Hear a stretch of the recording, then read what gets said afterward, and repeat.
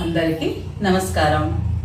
ఈరోజు వీడియోలో మాఘ మాసంలో వచ్చే వసంత పంచమి, శ్రీ పంచమి, మదన పంచమి, సరస్వతి జయంతి, సరస్వతి పంచమి, అలాగే నానా పేర్లో పిలిచే ఈ పంచమి ఏం విశేషం, ఎందుకు సరస్వతి జయంతి అంటారు, ఆ రోజు ఏం చేయాలి అనేది నేను ఈ వీడియోలో మీతో షేర్ చేసుకుంటాను. మాఘ మాసంలో ఈ 1 మంత్ మాఘ స్నానం చేస్తే చాలా మంచిది, ఆరోగ్యం కూడా చాలా బాగుంటుంది.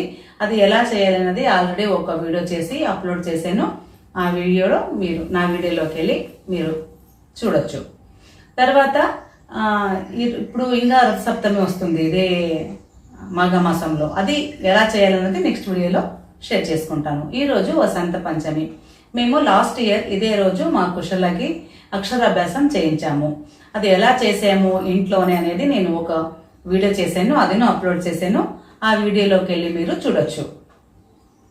ఇప్పుడు 1 ఇయర్లో 2 రోజులే అక్షరాభ్యాసం చేసుకోవడానికి కానీ సరస్వతి పూజ చేసుకోవడానికి విశేషమైన దినాలనే చెప్పొచ్చు. మాఘ మాసంలో వచ్చే శ్రీ పంచమి ఒకటైతే, రెండోది శరన్నవరాత్రిలో సరస్వతి అవతారం ఉంటుంది. ఆ రోజు అంటే మూల నక్షత్రం ఉంటుంది. ఆ రోజైనా మీరు ఏది ముహూర్తాలు చూసే పనే లేదు, అంటే ఆ రోజు అక్షరాభ్యాసం చేయించవచ్చు. అక్షరాభ్యాసం ఆల్రెడీ చేయించాము, మా ఇంట్లో పిల్లలు పెద్దగా అయినారు అంటే వాళ్ళు సరస్వతి పూజ గన చేసుకోవచ్చు. తెల్లారుజామున లేసి తలంటూ స్నానం చేసి ఇంటి ముందు తెల్లారికి చెల్లి ముగ్గులు వేసుకొని గడప పూజ చేసుకొని ఇల్లంతా తడిగుడ్డ పెట్టుకొని ఇంట్లో పూజ చేసుకొని తర్వాత ఈ పూజ మొదలు పెట్టాలి. ఇదింత ఎందుకు చేసుకోవాలంటే ఈ రోజు కానీ ఒక పండగ వాతావరణమే ఉంటుంది కదా, అందుకనేసి. మీరు దేవుని ఇంట్లో ప్లేస్ ఉంటే అక్కడే చేసుకోండి, లేదంటే ఒక పీట పెట్టిగా చేసుకోవచ్చు. మీరు అక్షరాభ్యాసం ఈ రోజే చేసుకుంటాం అనుకుంటే మీరు వెనకాల ఏదైనా డెకరేటివ్ చేసుకొని గన ఈ అక్షరాభ్యాసం చేసుకోవచ్చు. ఇప్పుడు మీరు ఎక్కడ పూజ చేసుకోవాలా అనుకుంటున్నారు కదా, అక్కడ క్లీన్ చేసుకోవాలి. క్లీన్ చేసుకున్న తర్వాత విగ్రహం ఉంటే విగ్రహం పెట్టుకోండి, లేదంటే సరస్వతి ఫోటో అయినా పర్వాలేదు. మా ఇంట్లో ఫోటోను లేదు అంటే మీరు పిల్లలు చదువుతుంటారు కదా, బుక్స్, నోట్స్, పెన్, పెన్సిల్, కంపాక్స్, మీరు యూజ్ చేసే ల్యాప్టాప్స్ ఏదైనా అదే సరస్వతి అని భావించి దానికైనా పూజ చేసుకోవచ్చు. సరస్వతి పూజ కన్నా ముందు వినాయకుని పూజ కంపల్సరీ చేసుకోవాల్సిందే. వినాయక పూజకి వినాయక విగ్రహం ఉంటే విగ్రహం పెట్టుకోండి, లేదంటే పసుపుతో చేసుకోండి, లేదంటే ఒక్క దొరుకుతుంది, అదైనా వినాయకుడని భావించి ఆయనకి పూజ చేసుకోవచ్చు. ఇప్పుడు మీరు పటము, మూర్తి ఏది ఉన్నా దానికి పూజ చేస్తారు కదా. ఆమెకి ఇష్టమైంది వైట్, తెలుపు కలర్ అంటే ఆమెకి చాలా ఇష్టం. వైట్ చామంతులు కానీ మల్లెలు కానీ ఎక్కిస్తే చాలా మంచిది. అలాగే మీరు పూజ చేసుకునేటప్పుడు వైట్ డ్రెస్ వేసుకున్న, వైట్ శారీ కానీ వైట్ డ్రెస్ కానీ వేసుకుంటే ఇంకా మంచిది. మీ ఇంట్లో పిల్లలు ఉన్నారా, ఆ రోజు తెలుపు రంగు బట్టలు వేయించి పూజ చేయించండి, చాలా మంచిగా ఉంటుంది అనమాట.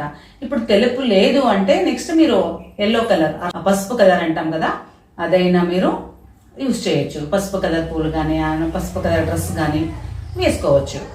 పూజకంతా సిద్ధం చేసుకున్న తర్వాత అక్షతలు కలుపుకోవాలి. తెల్ల అక్షతలు అయినా పర్వాలేదు, లేకపోతే పసుపుతో కానీ కుంకుమతో కానీ పెట్టుకోవాలి. అలాగే నైవేద్యానికి వైట్ అని చెప్పాను కదా ఇష్టమని, మీరు పెరుగన్నం కావచ్చు, లేకపోతే బియ్యం పాయసం కానీ చేయొచ్చు, లేదా పాలు బెల్లం పెట్టచ్చు. లేదా ఒక స్వీట్ చేసి నైవేద్యం పెట్టాలి.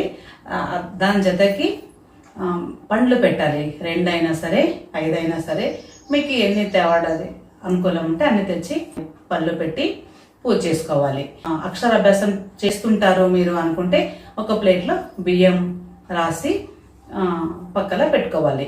అక్షరాభ్యాసం చేస్తూ ఉంటే ఎవరైనా పురోహితులు కానీ ಅಥವಾ మీ ఇంటి గురువులు కానీ వాళ్ళని పిలిచండి. ఇంటికైనా సరే మీరు గుళ్ళో అయినా సరే పిలుచుకుంటే వాళ్ళని చేయిస్తారు. వాళ్ళు దొరకలేదు అనుకుంటే తల్లి అయినా ఫస్ట్ ఓం అని రాసుకోవచ్చు. పూజ చేసుకునేటప్పుడు నేను ఎప్పుడు అలాగే పూజ చేసుకోకూడదు అని చెప్తూనే ఉంటాను. మీరు ఏదో శ్లోకాలు వినుకుంటూ పాటలు వినుకుంటూ చేస్తే చాలా మంచిది. ఇప్పుడు ఇంత పూజ చేసుకున్నాక ముందుగా కొన్ని శ్లోకాలు అనుకోవాలి. వక్రతుండ మహాకాయ సూర్యకోటి సమప్రభ నిర్విఘ్నం కురుమే దేవ సర్వకార్యేషు సర్వదా, ఇదొక శ్లోకం అనుకోండి. తర్వాత సరస్వతి నమస్తుభ్యం వరదే కామరూపిణి విద్యారంభం కరిష్యామే సిద్ధిత్ భవతో మే సజా. అలాగే ఎవరైనా గురువులు వచ్చింటే వాళ్ళతో ఓం అని రాపియండి, లేకుంటే మీరైనా రాయొచ్చు. అభ్యాసం లేదు, ఊకే పూజ చేసుకున్న వాళ్ళైతే ఇంకా కాయ కొట్టి ఇలా శ్లోకాలు అనుకొని బాగా మొక్కుకొని అక్షంతలు వేసి ప్రదక్షిణ చేసి మొక్కుకొని ఆమె దీవెనలు మనకి రావాలి అని కోరుకుంటే ఖచ్చితంగా ఆ తల్లి ఆ జ్ఞానదాతే విద్యాదాతే అందరినీ కరుణిస్తుందని చెప్తూ ఈ వీడియో ముగిస్తున్నాను. మరి నెక్స్ట్ వీడియోలో మీకు రథసప్తమి వస్తుంది కదా, అది ఎలా చేయాలన్నది చెప్తాను. మీరు ఎవరైనా అక్షరాభ్యాసం చేసే వాళ్ళు ఉంటే ఖచ్చితంగా, నేను లాస్ట్ ఇయర్ మా పాపకు చేయించాము, అది ఎలా చేసామనేది ఒక వీడియో చేసి అప్లోడ్ చేశాను. చాలా బాగా రెస్పాన్స్ వచ్చింది దానికి. మీరు అది చూసుకొని దానిలాగే చేయొచ్చు. ఇంకా మీకు ఏమైనా డౌట్స్ ఉంటే కమెంట్లు అడిగితే నేను ఖచ్చితంగా రిప్లై ఇస్తానని చెప్తూ వీడియో ముగిస్తున్నాను. అందరికీ నమస్కారం.